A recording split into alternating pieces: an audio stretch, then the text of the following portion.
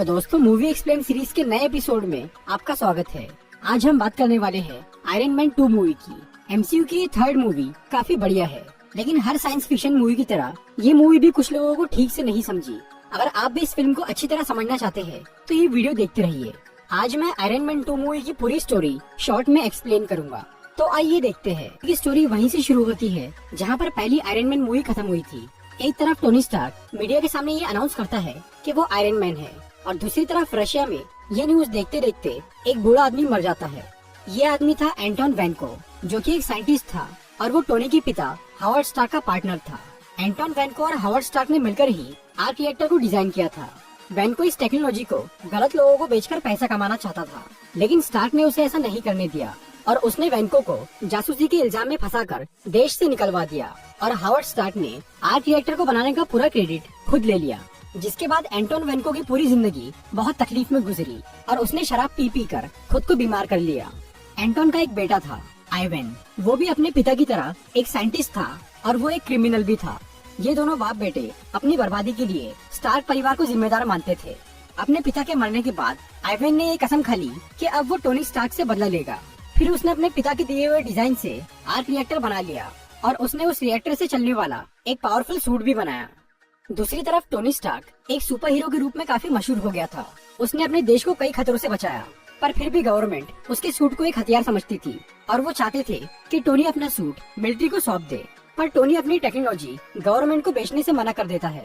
इसी दौरान टोनी को ये पता चलता है कि उसके आर्क रिएक्टर की वजह से उसे ब्लड पॉइजनिंग हो रही है। उस रिएक्टर को पैलेडियम नाम के एक एलिमेंट से पावर मिलता था, लेकिन इस पैलेडियम से धीरे धीरे उसके शरीर में जहर फैल रहा था और पैलेडियम के अलावा कोई भी एलिमेंट उस रिएक्टर को नहीं चला सकता था।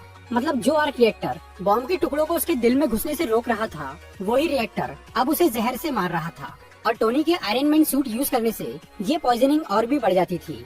वो अपनी इस हालत के बारे में किसी को भी नहीं बताता और अपनी मौत को करीब आता देखकर टोनी बहुत अजीब हरकतें करना शुरू कर देता है। वो अपनी असिस्टेंट पेपर पॉट्स को अपनी कंपनी का मालिक बना देता है और वो अपने लिए एक नई असिस्टेंट रख लेता है। एक दिन टोनी एक कार रेसिंग कंपटीशन में हिस्सा लेता है, लेकिन वहाँ पर अचानक आइवन वैन को अपना आर्मर पहनकर पहुँच जाता है और वो टोनी पर जानलेवा हमला करता है। फिर टोनी अपना पोर्टेबल सूट पहनकर उसे रोक लेता है और वैनको को अरेस्ट कर लिया जाता है। बाद में जब टोनी उससे मिलने के लिए जेल में जाता है तो उसे वैनको की असलियत पता चलती है, पर टोनी यहाँ पर एक गलती कर देता है। वो वैनको को उसके रिएक्टर की कमियां और उसे सुधारने का तरीका बता देता है। दूसरी तरफ जस्टिन हैमर, जो कि स्टार्क इंडस्ट्रीज का एक कॉम्पिटिटर था, वो वैनको की इस हरकत से बहुत खुश हो जाता है और वो उसे जेल से छुड़वा लेता है। वो वैनको को मरा हुआ साबित करके अपनी कंपनी में रख लेता है ताकि वो उसकी मदद से आयरन मैन के जैसे सूट बनाकर गवर्नमेंट को बेच सके। उधर टोनी अपने बर्थडे के दिन खूब नशा कर लेता है और वो अपना आर्मर पहनकर बहुत तमाशा करता है। टोनी को रोकने के लिए उसका दोस्त रोडी उसका एक पुराना आर्मर पहन लेता है। फिर उन दोनों में एक छोटी सी लड़ाई होती है, जिसके आखिर में रोडी उसका आर्मर लेकर चला जाता है। वैसे तो टोनी स्टार्क की मर्जी के बिना कोई भी उसका आर्मर इस्तेमाल नहीं कर सकता था, लेकिन टोनी ने मरने के डर से पहले ही अपने सिस्टम को रोडी के लिए अनलॉक कर दिया था, इसीलिए वो उसका आर्मर यूज कर पाया। और क्योंकि रोडी मिलिट्री का एक ऑफिसर था, इसीलिए उसकी वजह से गवर्नमेंट को अब आयरन मैन का सूट मिल ही गया। फिर मिलिट्री वाले इस आर्मर को जस्टिन हैमर से अपग्रेड करवाते हैं और वो नया सूट कहलाता है वॉर मशीन आर्मर। दूसरी तरफ शील्ड के डायरेक्टर निक फ्यूरी टोनी से मिलते हैं और वो उसे बताते हैं कि उसकी नई असिस्टेंट असल में एक जासूस है, जिसका असली नाम है नताशा रोमानॉफ। निक फ्यूरी ने नताशा को टोनी पर नजर रखने के लिए भेजा था, क्योंकि वो काफी उल्टी सीधी हरकतें कर रहा था। निक फ्यूरी टोनी को पैलेडियम पॉइजनिंग से बचाना चाहते थे। वो टोनी को बताते हैं कि उसके पिता हावर्ड स्टार्क शील्ड के फाउंडिंग मेंबर थे, इसीलिए शील्ड के पास उनका कुछ पुराना सामान था जिससे टोनी का इलाज हो सकता था। निक फ्यूरी टोनी को एक सूटकेस देते हैं जिसमें उसके पिता की एक वीडियो रिकॉर्डिंग भी थी। उस वीडियो में एक सीक्रेट मैसेज था जो कि टोनी समझ जाता है।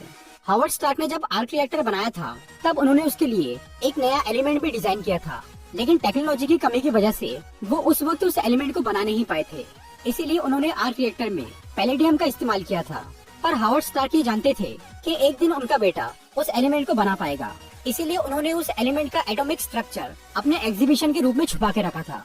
टोनी ने उस एग्जीबिशन के डिजाइन को समझकर वो नया एलिमेंट अपने घर पर ही बना लिया और जब उसने पैलेडियम की जगह ये नया एलिमेंट अपने आर्क रिएक्टर में लगाया तो वो रिएक्टर परफेक्ट बन गया और अब टोनी को पैलेडियम पॉइजनिंग से छुटकारा मिल गया।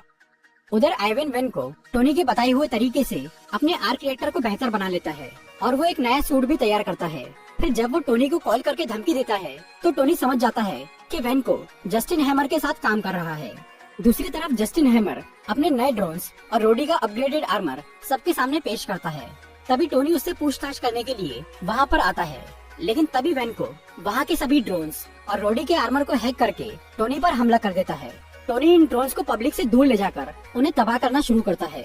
इसी दौरान जस्टिन हैमर को अरेस्ट कर लिया जाता है और नताशा रोमानोफ यानी ब्लैक विडो वेनको को पकड़ने के लिए हैमर इंडस्ट्रीज में जाती है, पर वो वहाँ से भाग जाता है। फिर नताशा किसी तरह से रोडी के आर्मर को रिसेट करके उसे ठीक करती है। इसके बाद टोनी और रोडी दोनों मिलकर सभी ड्रोन्स का और वेनको का सामना करते हैं और फाइनली वेनको हार जाता है। पर वो टोनी को मारने की आखिरी कोशिश में अपने सूट और सभी ड्रोन्स को ब्लास्ट कर देता है और वो खुद मारा जाता है। फिर एंड में निक फ्यूरी टोनी से मिलते हैं एवेंजर्स इनिशिएटिव के बारे में बात करने के लिए। फ्यूरी ये फैसला करते हैं कि टोनी अभी एवेंजर्स की टीम के लिए तैयार नहीं है क्योंकि उसका बर्ताव बहुत बेकाबू है। फिलहाल बस उसे शील्ड का एक सलाहकार बनाया जाता है। मूवी के पोस्ट क्रेडिट सीन में शील्ड का एजेंट फिल कोल्सन न्यू मैक्सिको पहुंचता है। वहां उसे एक मैदान में एक बड़ा सा हथौड़ा दिखाई देता है। ये हथौड़ा है थॉर का और इसकी कहानी थॉर मूवी में दिखाई गई है। तो दोस्तों ये थी आयरन मैन 2 मूवी की पूरी स्टोरी। अगर आपको ये वीडियो अच्छी लगी हो तो इस